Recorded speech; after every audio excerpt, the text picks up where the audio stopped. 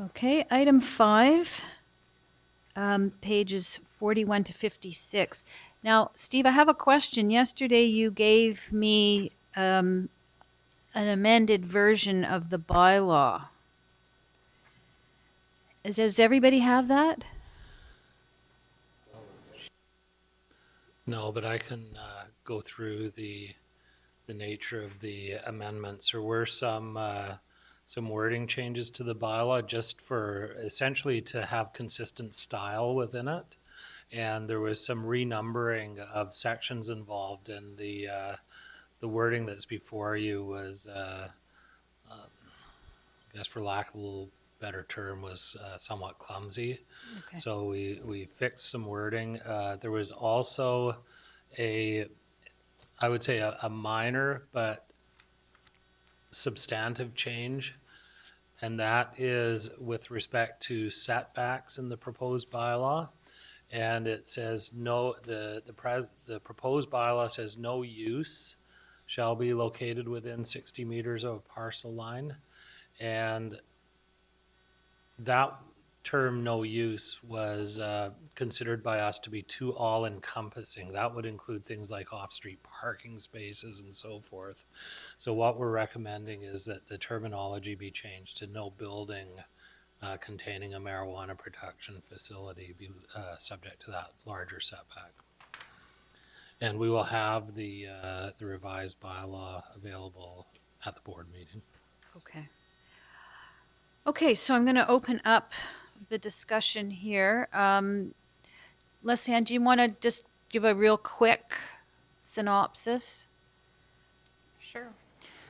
So at the October board meeting, staff were directed to prepare zoning bylaw amendments by establishing medical marijuana production as a permitted use in the ALR and appropriate rural and industrial zones, subject to regulations such as minimum parcel size, siting, security related to neighborhoods, drainage, and air quality. So under the federal regulations, the Marijuana for Medical Purposes regulations, they have a list of security requirements, not just for the perimeter of the production site, but also for where the cannabis is present. This includes visual monitoring, visual recording devices, intrusion detection systems, physical barriers, monitoring by personnel, and a record of detected matters. This also includes filtration of air, so no odors can escape the production facility. And in addition to those regulations, there are security directives, which include security system design concepts based on the location and the maximum inventory the production site is going to produce. So the previous report was forwarded to the APCs for consideration. So the Area A APC supported the staff recommendation to define medical marijuana as a use and list the use in specific zones. Area B recommends that the facilities should not be in residential neighborhoods. Area D recommends that these facilities should be permitted only in industrial zones, and it should be regulated in the ALR through parcel coverage, setbacks from neighbors, security, light pollution, noise, and odor control, although security measures should not negatively impact neighbors. Area E recommended maintaining the status quo and therefore not doing a bylaw amendment. And Area F recommended that the facilities should take place in industrial parks only. So what we did is we looked at both zoning bylaws. We looked initially at industrial zones, and the most appropriate zone for the use seemed to be the industrial 1 or light industry zone. Although it looked like there were 17 sites with the I-1 zone, and they all seem to have undergone a site-specific rezoning, and they were all within close proximity to residential neighborhoods.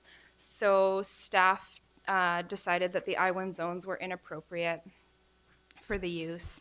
The I-7 zone in Bylaw 310 is is at Hillside Industrial Park. So I'll just show you on the map here.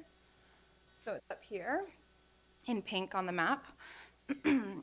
This zone permits all the uses in the I-1 zone, along with other heavy industrial uses.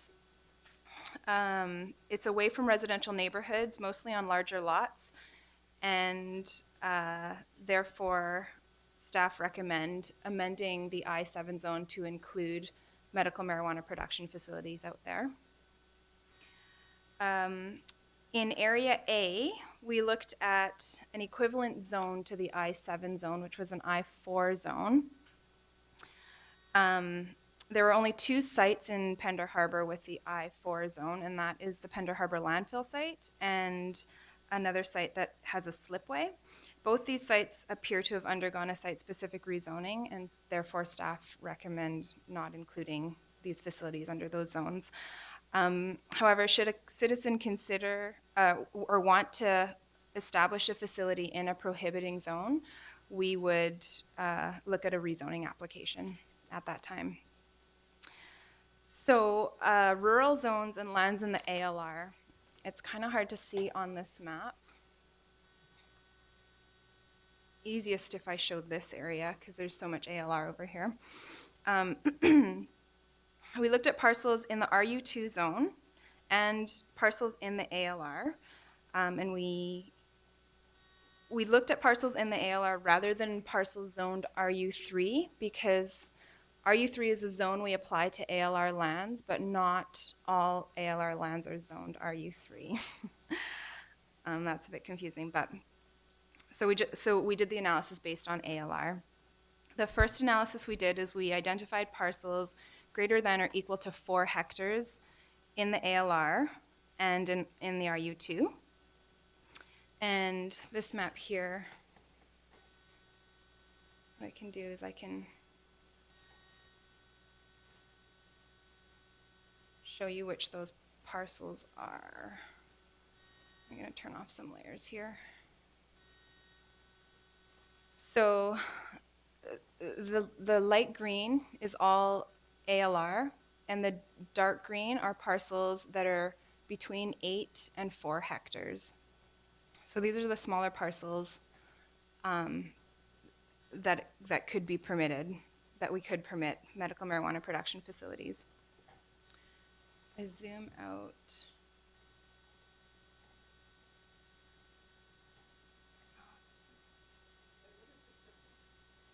The purple is Hillside Industrial Park. That's the I-7 zone. And what was the yellow? The yellow is RU2. And I've turned off Crown Land, but if I turn on Crown Land, it'll show when I show parcels greater than or equal to 8 hectares. So right now these are the between 4 and 8 hectare lots. And then what we did is we looked at 8 hectare lots as well, or parcels greater than or equal to 8 hectares, which shows a lot more lots. And I've showed Crown Land on here as well, but we've also whited it out, basically, by turning it off, to show just the private parcels where this could be permitted. So by the private ones, these are the ones greater than 4? Greater than 4 and, yeah. Yeah. And I can turn off the 4 hectare lots as well. Yep. Yep.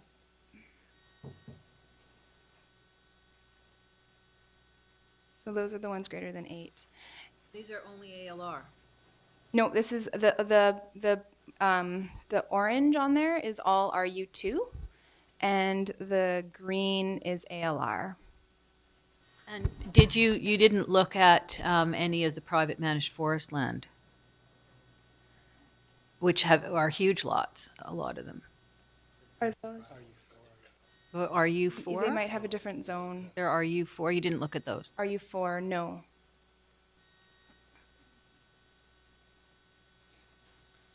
Okay.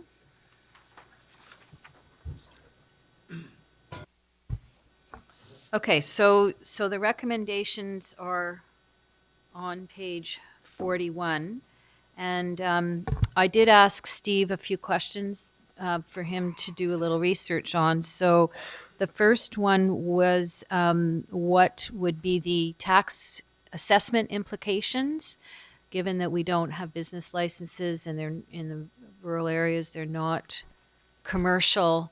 So, Steve, do you have any comments on that? I can comment on that. In the RU2 zone, I had a brief discussion with somebody from BC Assessment yesterday, and in the RU2 zone, what they would do is they'd look at the lot and determine what percentage is used for commercial and what percentage is used for, say, residential, and then they would determine, say it was a big production facility, say it took up 75% of the lot, they would tax 75% as commercial tax. So it would be much higher tax. So the SCRD would benefit from that. However, in the ALR, this is considered a farm use, and they're still doing some research on this, but they're looking at determining this as a farm operation, so it would be exempt, and we wouldn't benefit from that. Okay, thank you. Director Turnbull? So I'm looking at the bylaw and wondering, it seems to me that this is really a manufacturing facility as opposed to a farming barn. So I was just wondering, is there any way that, say, if somebody has a parcel size greater than 8 hectares in the RU2 zone, it is a concern that it be away from the public. Can we require some kind of an upzone in certain cases? Like, can we say where it's near residents? I'm just trying to think how we can control this, particularly in the ALR. That's the one that really worries me. So what you're suggesting is that even within the ALR, we could control it by lot size? Is that correct?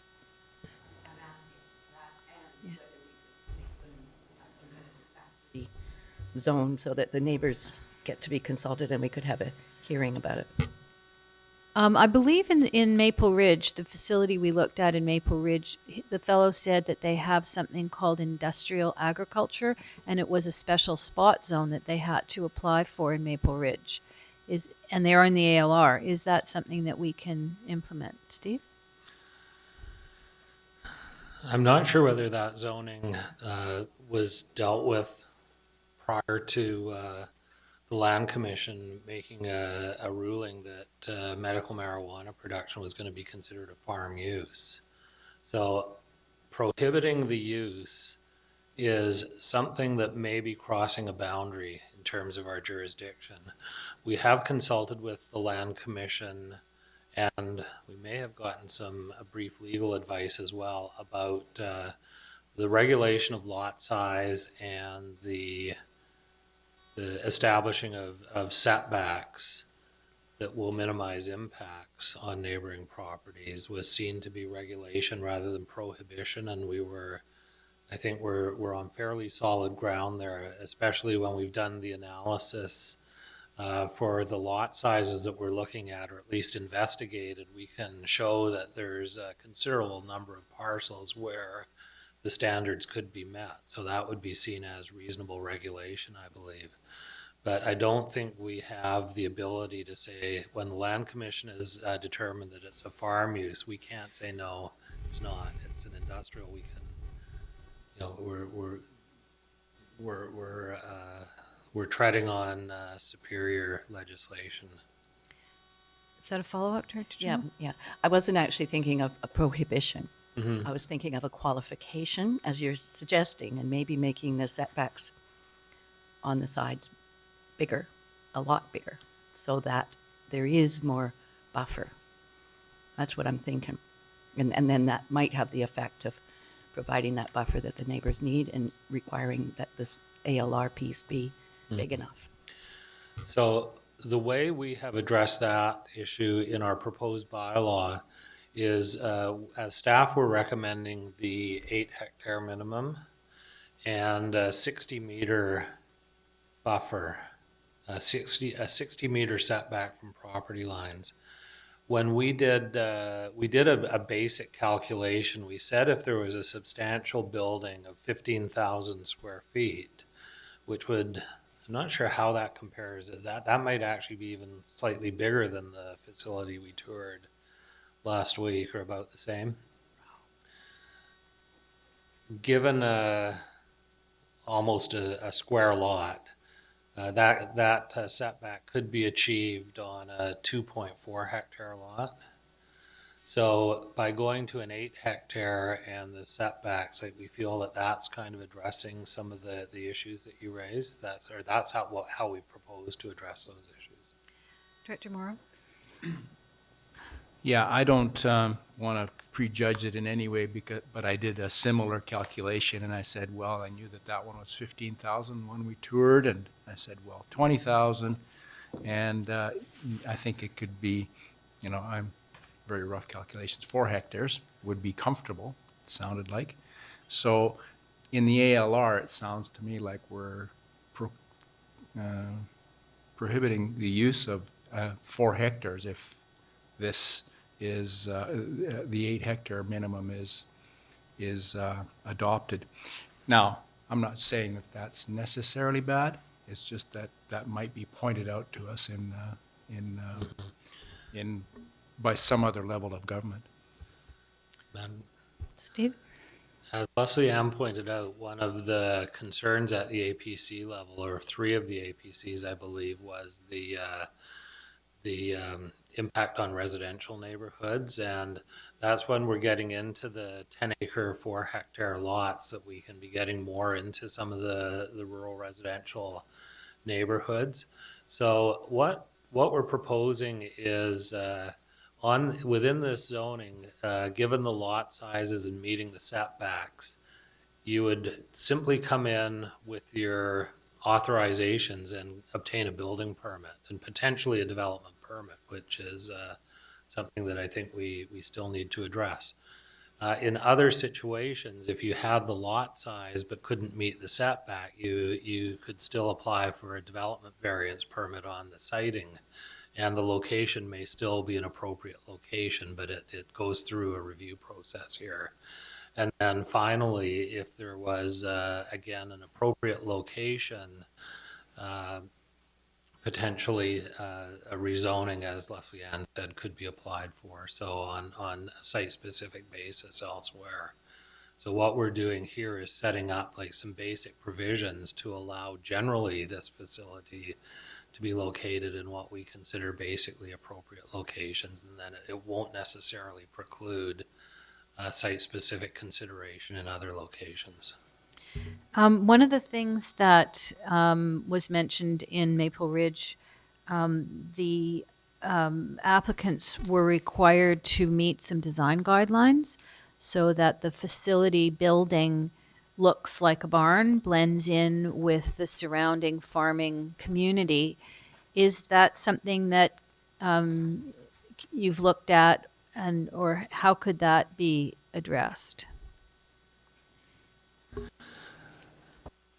In the rural zones, I think we could clearly address that. I think we've actually got something for a facility up in the Cemetery Road, up in Upper Area E. There's a Burtnick's facility, I think, has an industrial development permit within the rural 2 for a storage building. I think we can do it within rural 2. Within the ALR,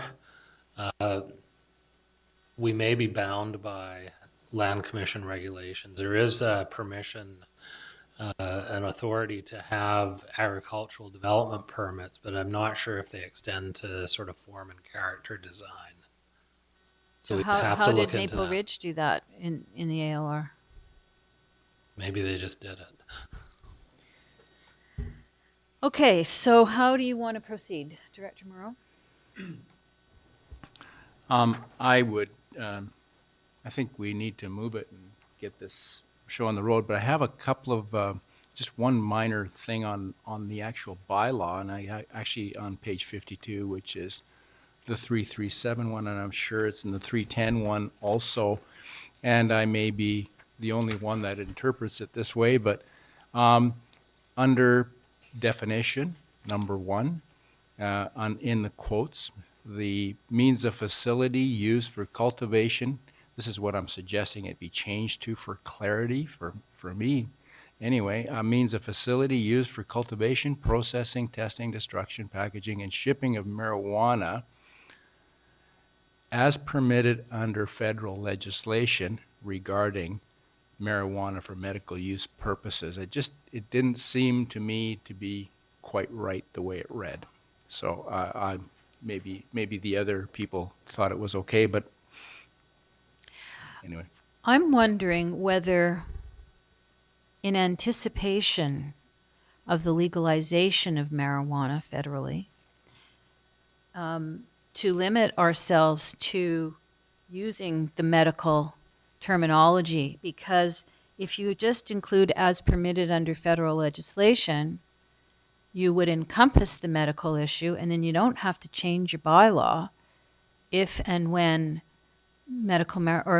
marijuana is legalized and regulated by the federal government.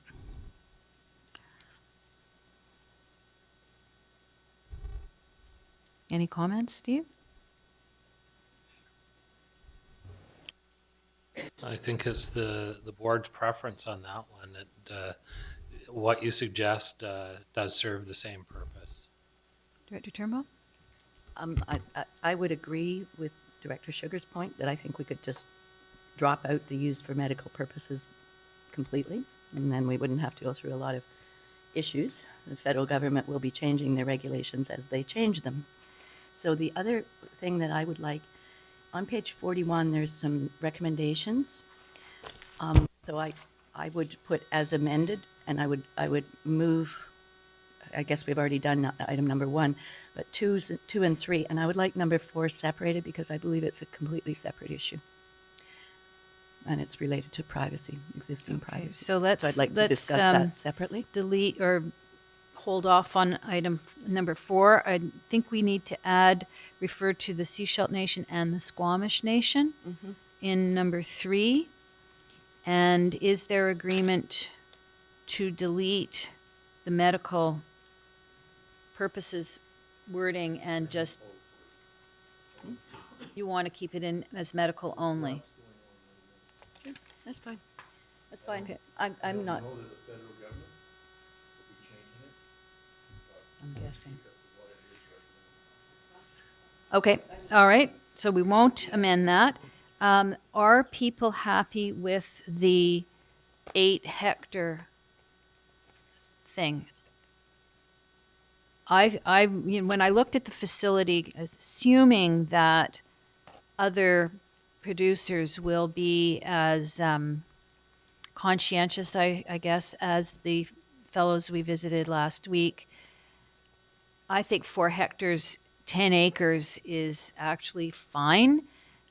If you have setbacks of 60 meters, that's quite a big setback.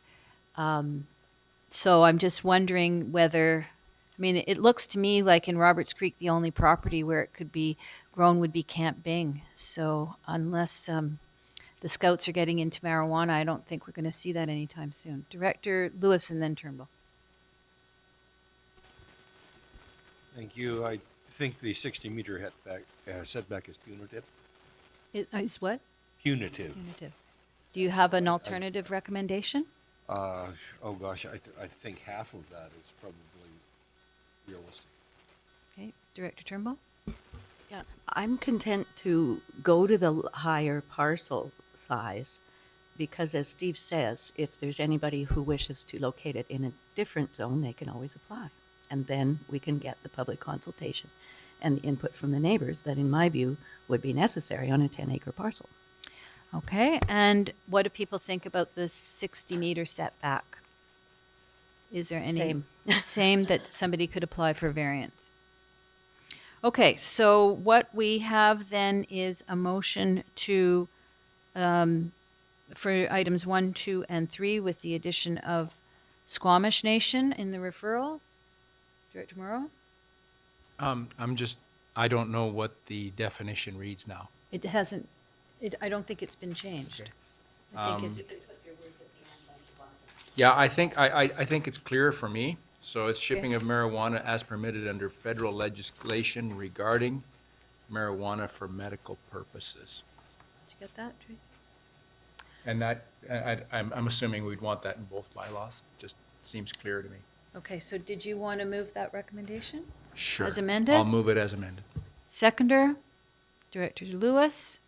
Further discussion? All in favor? It's carried. Now, item 4. This is to send a letter to Health Canada requesting the disclosure of the location of production licenses. Director Turnbull. Yeah, I'm assuming that this refers to the ones that are in effect now and that will cease to be in effect? No, I think this is under the new regs, right? I didn't understand that. It was my understanding that this is to root out the old ones, and I'm not in favor of exposing privacy where there is a consideration for privacy now. I don't read it see as the that. new ones, so can you clarify, please? These are under the old regulations, Oh. so that we know where the production sites are. And we're not able to have that at the moment because of privacy issues and for medical reasons. So I would not see that we could do that. And I'm not in favor of even asking. Director Norm? Okay, let's carry on with this one. Director Lewis?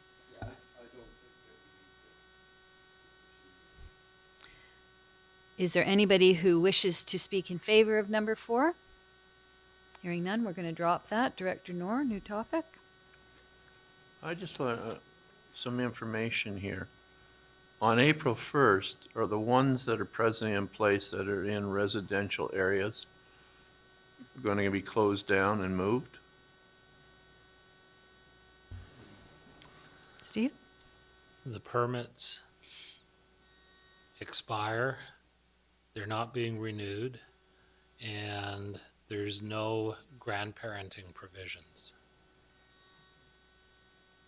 So that doesn't fully answer your question, but the questions haven't been fully answered in terms of are they going to be shut down? They become illegal, though. Yes. Interesting. All the money put into the one property in Half Moon Bay will come to an end then, because everybody knows it's there. There's no confidentiality in this one.